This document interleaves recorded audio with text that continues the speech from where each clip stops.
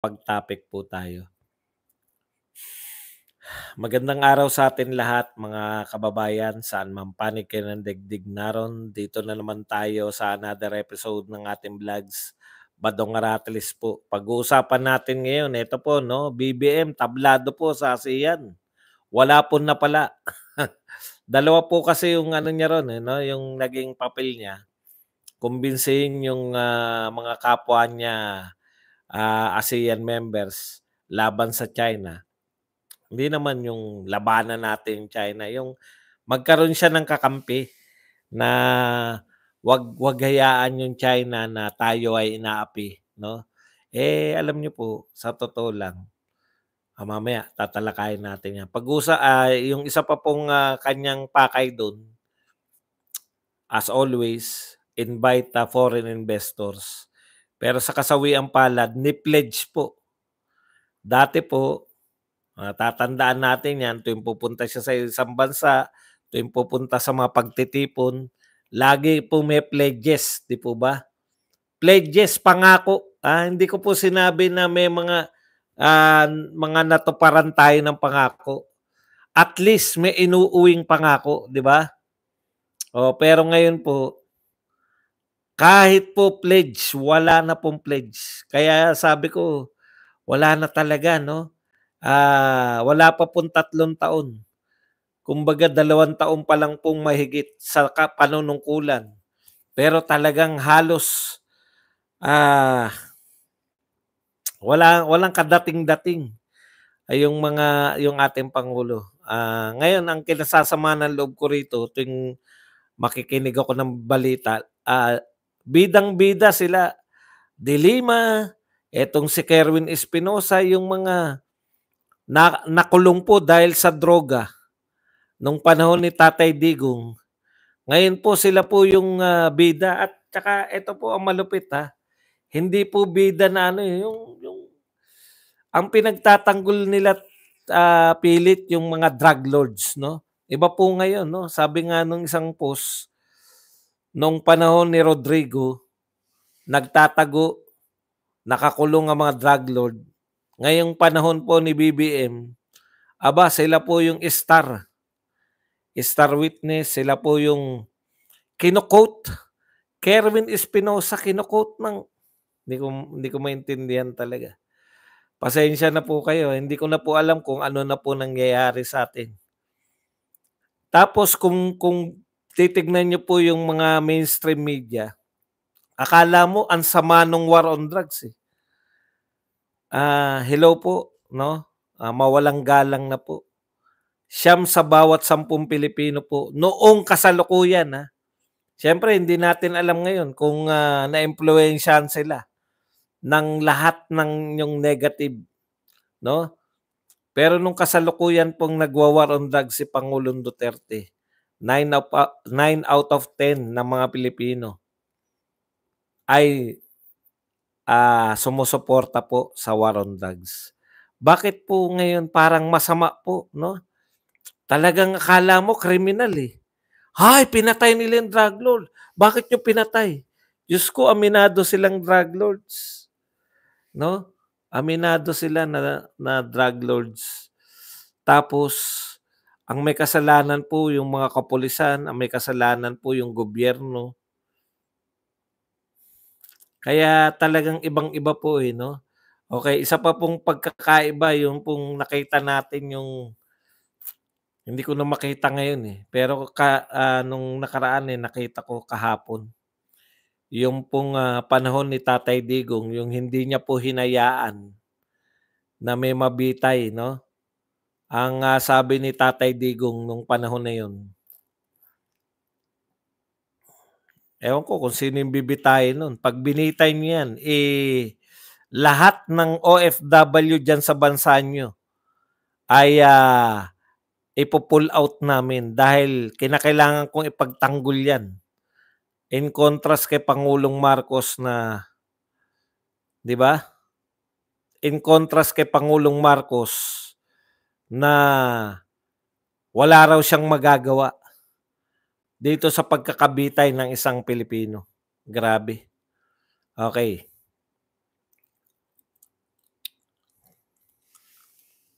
Ang tindi naman nito. Marcos should turn over the Garma and Espinosa testimonies to ICC. Okay, yan po mga pag-uusapan natin, pero bago yan, kung bago ka pa lang dito sa ating channel, mag-subscribe ka na. Dahil ito lang ang tayong channel na may kinikilingan, may pinapanigan, una sa balita, huli sa impormasyon, kaya ano pang hinihintay nyo? Pindot na, okay? Pag-usapan natin, no? Ito po.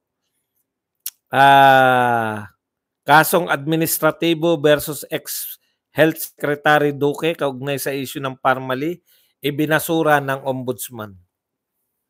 Ayan po yung sinasabi nilang involved si Tatay Digong diyan po sa usapin ng Parmali.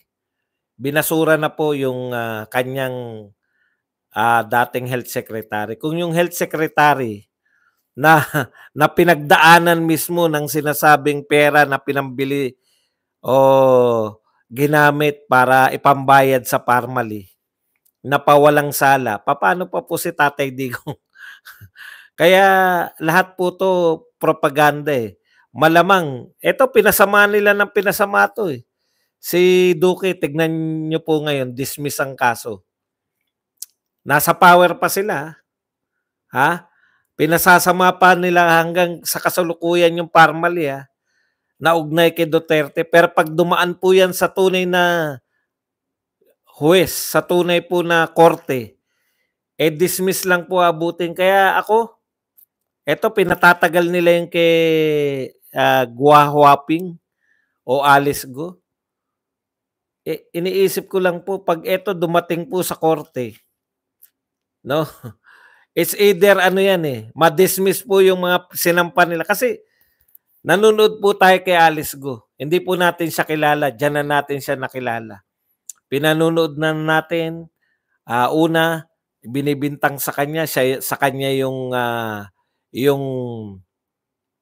Pogo. Diyan sa Banban Tarlac. Crab ka. Okay. Sa Banban Tarlac. Banban Tarlac, no? Binibintang sa kanya na kanya yung Pogo. O, tapos nabago na. Ano na lang, yung binibintang sa kanya, yung hindi siya Pilipino, Chinese siya. Walang makitang ebidensya na kanya, di ba? Tapos, dumating ang panahon, ayun nga, inuugnay yung Pogo, na yung may-ari ng Pogo na si Alice Go ay may picture ni Tatay Digong. Tapos, dumating ang panahon na in-check siya. Tapos, dumating ang panahon na wala pong mapatunayan na siya ay nag-human trafficking. Wala po kahit po sa atin ngayon nakikinig, ano lang po yung laging tumakasigo, nahuli siya, siya in-check, hindi siya Pilipino. Yun naman pala, pag ganun lang ang kaso mo, ano ka lang po, no? Is either i-deport ka lang. Pero patutunayan pa nila sa korte na hindi talaga siya Pilipino. Kaya, yun lang po yung tapos ngayon sinampahan pa, pinalalabas pa na spy na siya ngayon. O, para mabigat-bigat. Ngayon kung spy siya, direkta na kay Tatay Digong, di ba? O, ganun. Kasi hindi nila maiugnay si Alice Go kay Digong. Ngayon, ito po, ang susi dito po sa EJK, kaugnay ng Pogo, kaugnay ng Parmali. O yan, napawalan sala na si Secretary Duque. Yung isang ugnay niya sa Parmali ni Tatay Digong, napawalan sala na. Hindi po nakakatakot yung sa korte. Yung pinatatagal nila para maging katanggap-tanggap na sa atin yung kasiraan ng mga Duterte. No? Ganyan na ganyan po yung nangyari ganyan po yung ginawa nila eh. May formula sila niyan yung kay kay dating Vice President Jejo Marbinay na mag-imbestiga lang tayo na mag-imbestiga. Pasasan ba? Pero baliktad po yung nangyayari. Nagre-resist po yung mga tao. Yung mga tao po ngayon hindi na nakakatiis. Sinasabi nila maganda yung war on drugs. Sasabihin nyo yung war on drugs masama. Yun yung problema niyo, eh, yung sinasang-ayunan ng mamamayang Pilipino.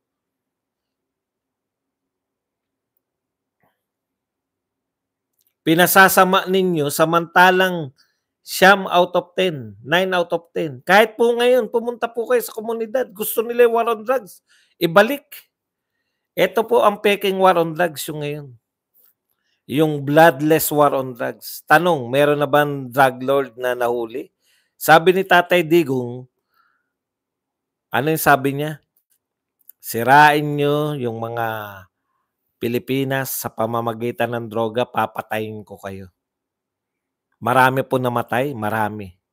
Oh, may isang salita. Ito po, bloodless war on drugs. Meron na ba nahuli o sumuko na drug lord dahil bloodless? Wala.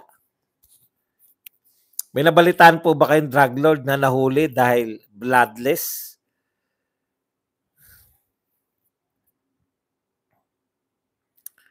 Alam niyo, nakakasama po ng loob kasi parang bidang-bida na po si Kerwin Espinosa, nagbibibida na naman si Laila de Lima, no? Oh, bakit po sa tingin ninyo hindi siya tumatakbong senador? Wala na po naniniwala sa kanya. Kaya nga hanggang congressman na lang ang tinatakbo, eh. Ngayon, sana po, imbestigahan nyo rin po kung bakit nag-war on drugs. Imbestigahan nyo rin po kung yung mga biktima naman po ng mga adik. Kasi ang pinalalabas po ngayon ni Kerwin, pinalalabas ng mga ni Garma, biktima yung mga drug lords, eh. Biktima yung mga drug pusher. Biktima yung mga involved sa droga. Pwede po bang palabasin naman natin kung bakit nag-conduct? Ibig nyo sabihin, wala lang yun, trip lang. Ang mga tao na bubuhay ng maayos na kalatan droga, okay po sa inyo? Yung mga nag-iimbestiga po ng anti-war on drugs. Tignan nyo po, magbasa po kayo ng dyaryo ngayon. Parang ang salitang war on drugs masama na. Okay po sa inyo yung noon? Rape dito, rape doon, nakaw dito, nakaw doon. Wala po ba kayong kakilalang adik? Wala kayong kamag-anak na adik? Alam niyo po, pangunahing problema ng isang adik lang muna. Nauubos po yung nauubos po. Pag may adik po sa pamilya nyo, nauubos po yung gamit. Mauubos po talaga. Kasi kung wala namang pumapasok na kita dahil hindi naman nagtatrabaho yung adik o walang naniniwala sa adik na mabibigyan siya ng trabaho. 'Di ba? Walang magbibigay sa isang adik ng puhunan. Halimbawa, sabihin ng adik, bigyan nyo nga ako ng puhunan kasi magnenegosyo na lang ako para tuloy-tuloy ang kita ko. Walang maniniwala sa isang adik, eh. Ang isang adik po, ang tendency po niyan, dahil kailangan niya ng kwalta, pambisyo, ibenta po ang ari-arian. Ari-arian po ng pamilya nila. Hindi kanya, hindi yung ari-arian niya. Ay, teka muna, parang may nilalarawan tayong adik, ah. May kakilala akong sikat na adik. Panay ang bentang ginagawa. Talagang ganun pala siguro yung ugali na adik, no? Benta rito, benta doon. Mapamaliit na adik, mapamayamang adik. Ang unang tinitignan, ano ang ibebenta. Alam niyo, sa totoo lang, tama po yan. Bumalik po ang bisyo ng mga tao. Hindi ko po sa totoo lang po, hindi po natin, ang hirap po. Ay, thank you very much muna sa nag-member. Lito Antox, welcome to regular member. Yan, gawin na natin siyang moderator. Okay, just in daw po. Ha? Si Senator Bongo handang humarap sa kamera. Makikita na natin kung ano yung bastusan, kung kaya nilang bastusin ayan, kapapasok-pasok lang po na balita. Eto po ang nakakarimarim dito sa gobyerno natin ngayon. Ang dami pong congressman na walang habas na nagpapakita po ng karangyaan nila. Sa kabila po na naghihirap ang mga mamamayang Pilipino, si Boy Dila nilalabas sa mamamahalin niyang sasakyan, no? Hindi po natin sinasabi, no, na na hindi mo kayang bumili ng mamahaling sasakyan. Malay nyo nga naman, alam naman natin pastor yan, 'di ba? Kasi po, tinitiyak ko sa inyo na yung sweldo ng congressman ay hindi po kayang yung luho na pinapakita ninyo na maraming sasakyan, sa lahat po ng congressman, mamahaling mga relo, mamahaling designer's bag. Yan sila Boy Dila, si Eng, mga young guns. Totoo po yun, hindi po nyo yan kayang, yung luho po ninyo, yung pag pinapakita nyo pong rangya sa buhay, hindi po yan kayang sostenahan ng inyong pagiging congressman. Hindi ko sinasabing, hindi nga natin alam eh. Malay nyo, mayayaman talaga yung mga yan. Malay nyo, nakakayaman yung pagiging pastor o kung ano pa man ang kinayaman nila. Thank you very much kay Kuya J Vlog, nagbigay ng 4 Saudi.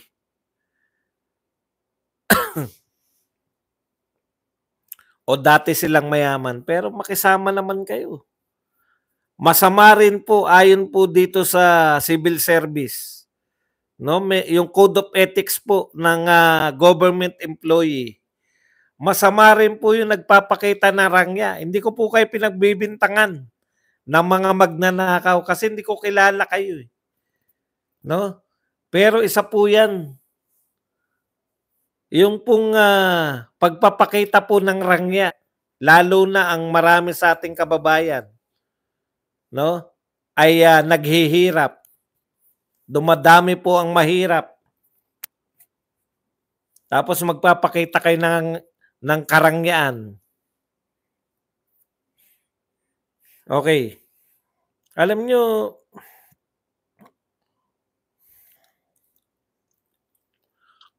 ano pa ba?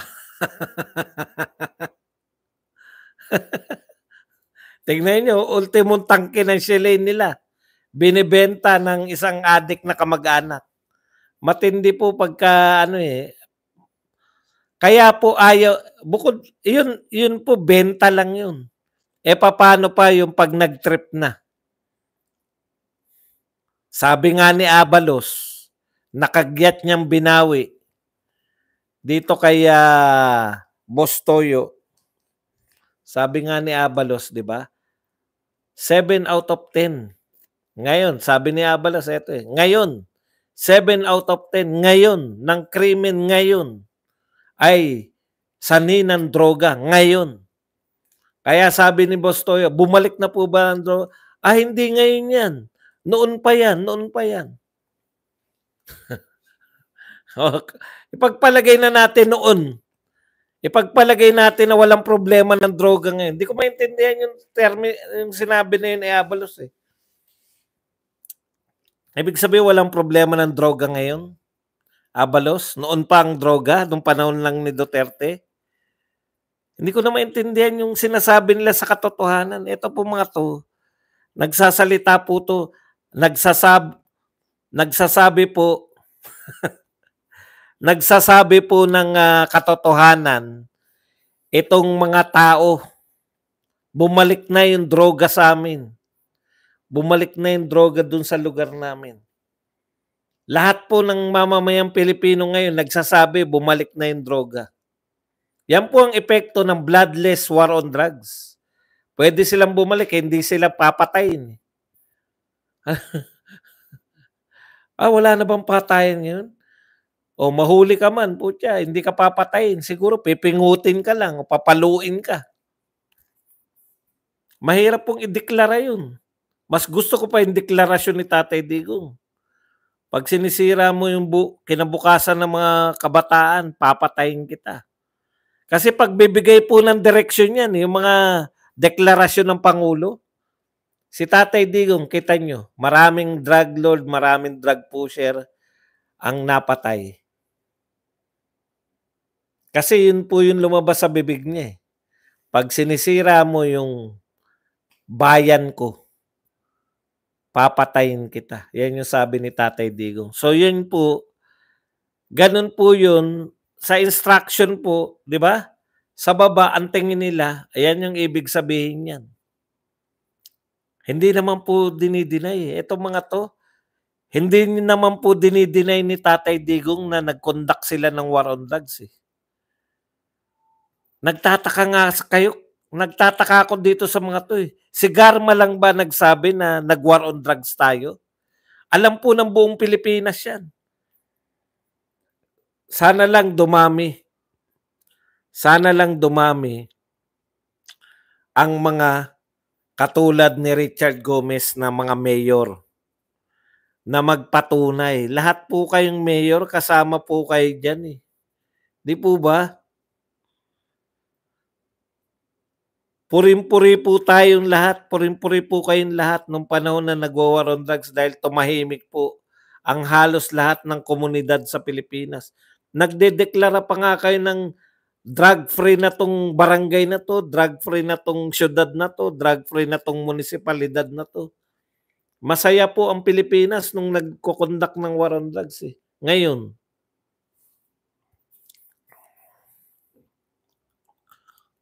kaya punta po tayo rito sa isa. Hindi ko alam kung natalakay na natin yung sa ASEAN Summit. Dalawa po pinunta dyan ni Pangulong Marcos.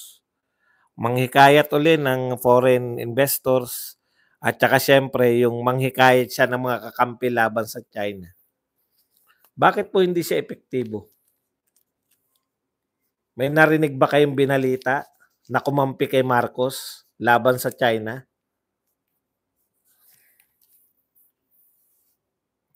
Narinig nyo pa buwan ng mga bansang ganito? Sabi nga nila, mayroon ilang bansa na hindi po sinabing majority. Ano po ibig sabihin nun? Kung nagsalita ka laban sa China tapos walang sumuporta sa iyo, in-isolate mo lang yung sarili mo. Bakit? Karamihan po na mayayamang bansa sa Southeast Asia, Singapore, Malaysia, Indonesia, Thailand, isama na natin yung Vietnam. Mayroon po silang ugnayan sa China. Economic na ugnayan sa China. No? Ang gusto ni Pangulong Marcos, idamay yung mga bansa sa Southeast Asia sa problema niya sa China. Sa tingin niyo ba walang problema sa China yung Vietnam? Meron. Narinig niyo ba yung Vietnam? Uy, tulungan niyo naman ako. Labanan natin yung China. Hindi po. Pag binomba yung Vietnam, binobomba din nila. Indonesia.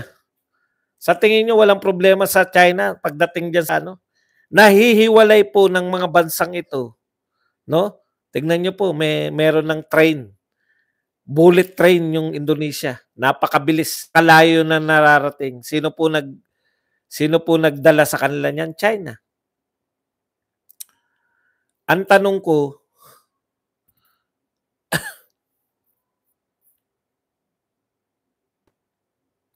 pag ba dating sa teritoryo, dahil sa economically, meron silang relasyon ng China.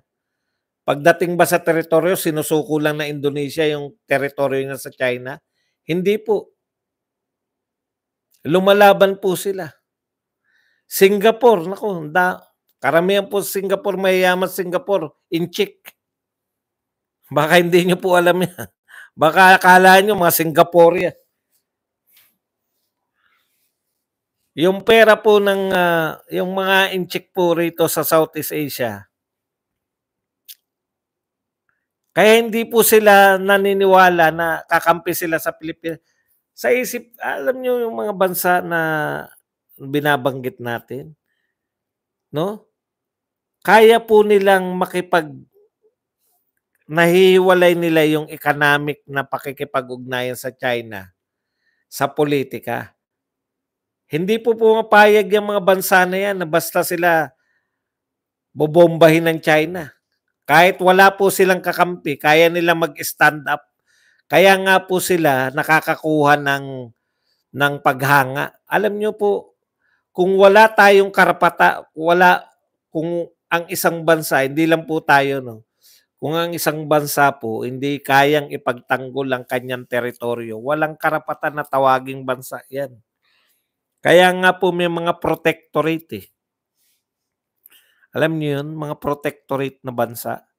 Sinuko na nila yung sarili nila. Hindi namin kayang pagtanggol ang bansa namin, protektahan nyo kami. O ang pinakasikat na protectorate, yung Puerto Rico. Protectorate po yan ng US. Hindi nila kaya pagtanggol ang sarili nila.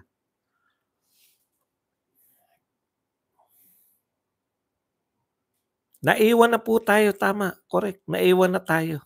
Tayo na kulelat. Ang nakakahiya, eto.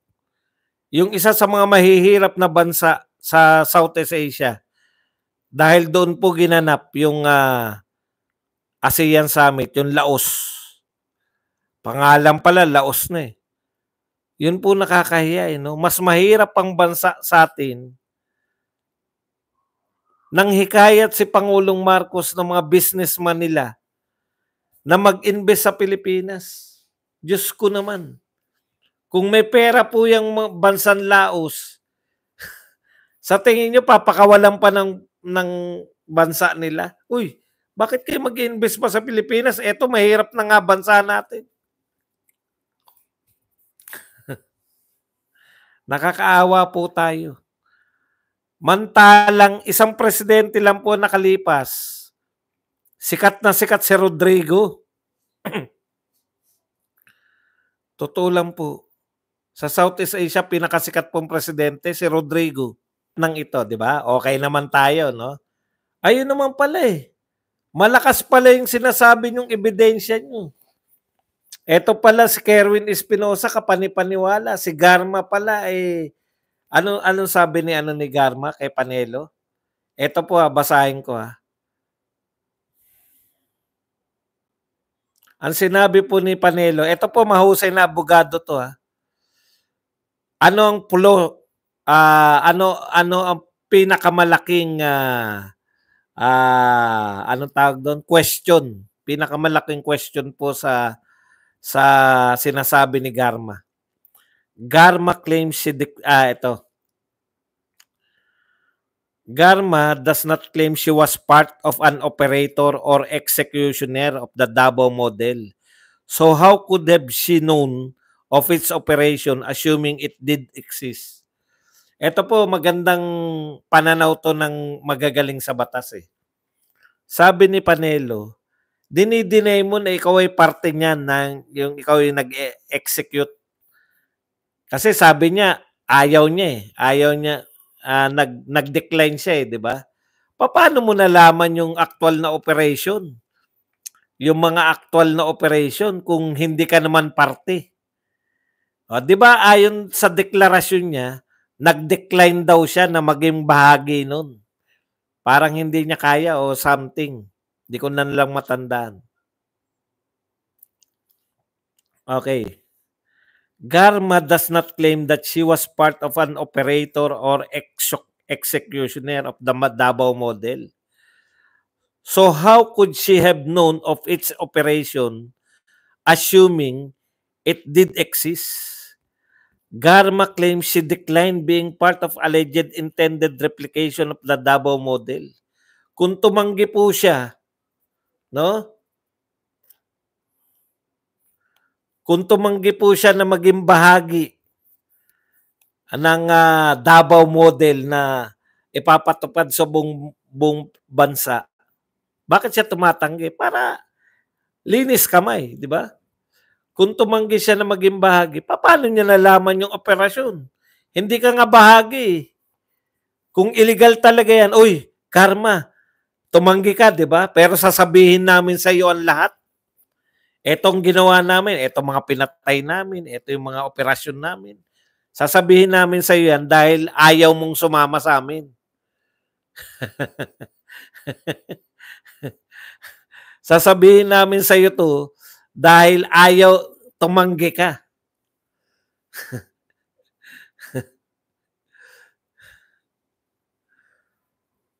Yari tayo dyan.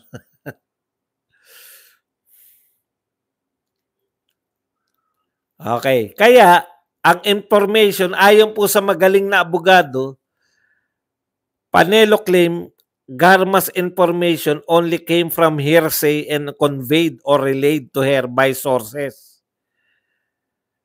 She might have succumbed to threat or intimidation under pain of incarceration if she did not make the allegations contained in her affidavit. Kaya siya iyak ng iyak eh. Di ba? Eh, hearsay lang naman pala. Pare-pareho lang, di ba? Yung narinig. Biruin mo, no? Presidente ng Pilipinas. Kita nyo, hindi na nila kinukuha testigo yung mga yun. Imposible. Wala nang middleman eh. Siya yung pumatay. Tapos, narinig niya, presidente ng Pilipinas. Presidente, tapos, kagad? Yung killer agad. Talagang hindi mo paniniwalaan eh. Ganun kalupit si Digong. Killer, direkta na. Narinig niya eh. Naknang tinapay. Para wala nang ibang dadaanan eh. Inaano pa ba nila?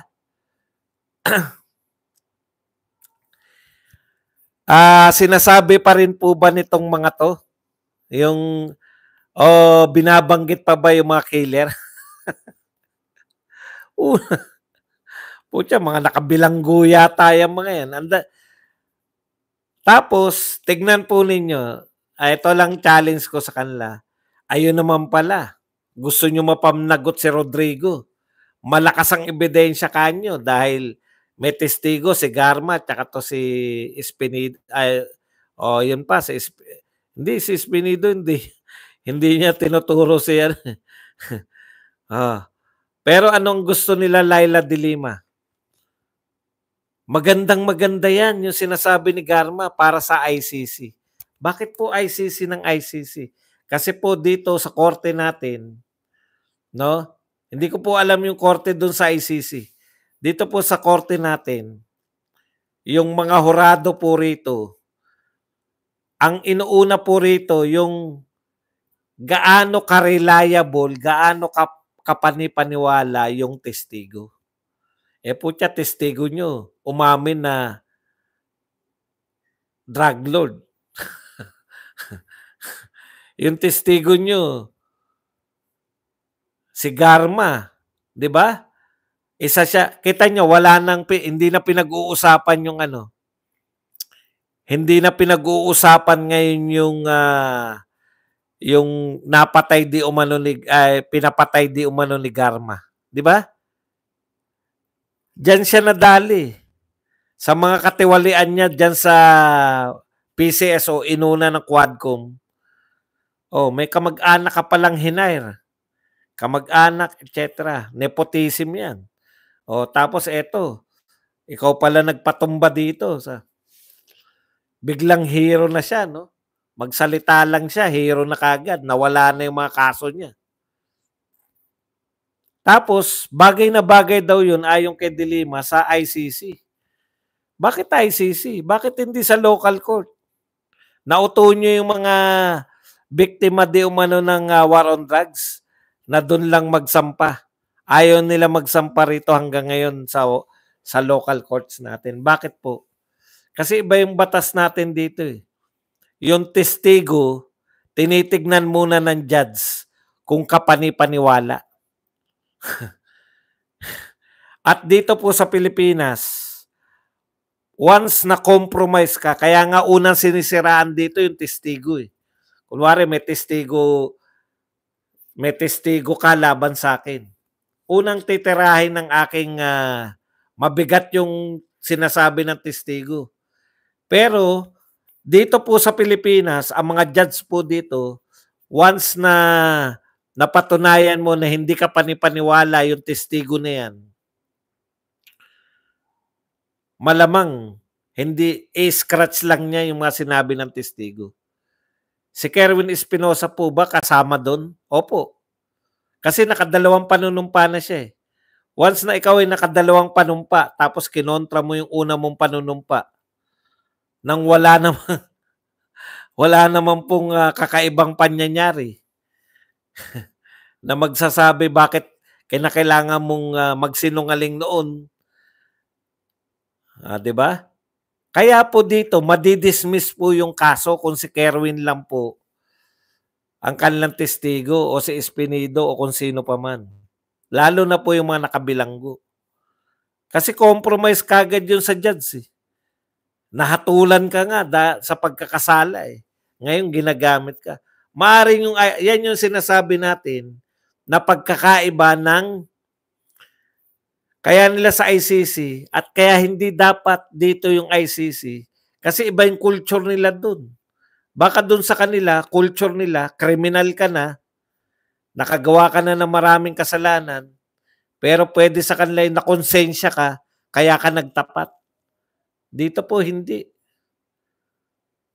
Tablado kagad sa judge yan. Kaya bihira po ang gumagamit dito ng testimonya ng lalo na po yung mga convict.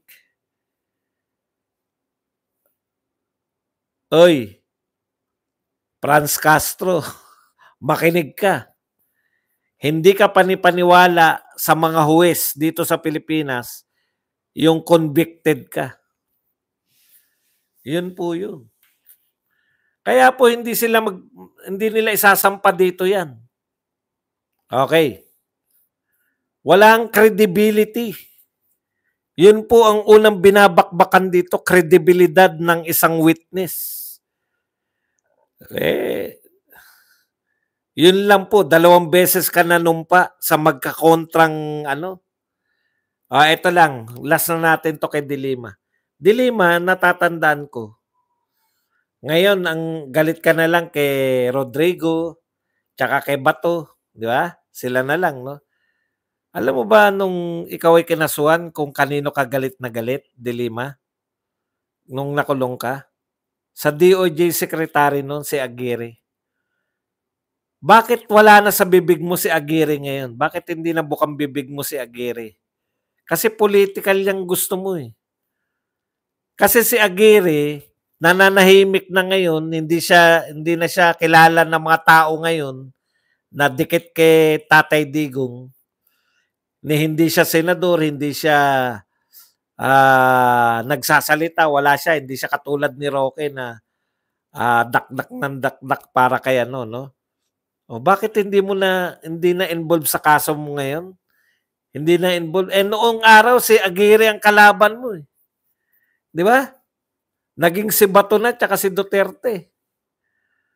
Bakit hindi nawala na sa eksena? Dati galit na galit ka kay Duterte tsaka kay Aguirre.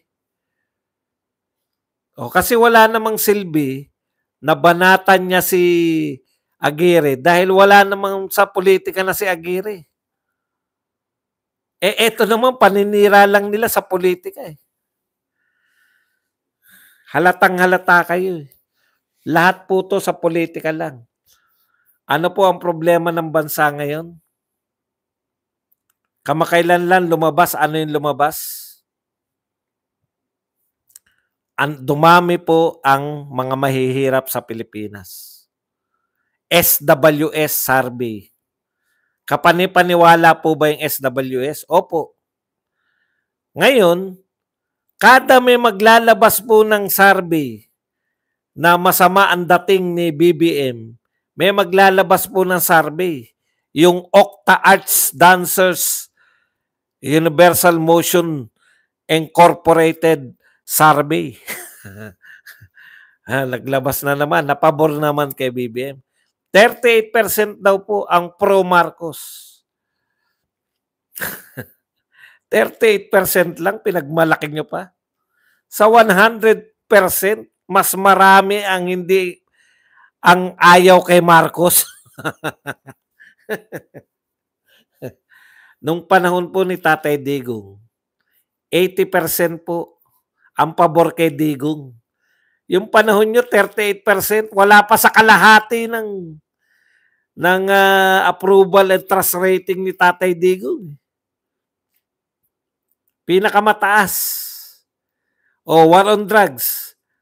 88% yata. 9 out of 10 ang gusto ang war on drugs.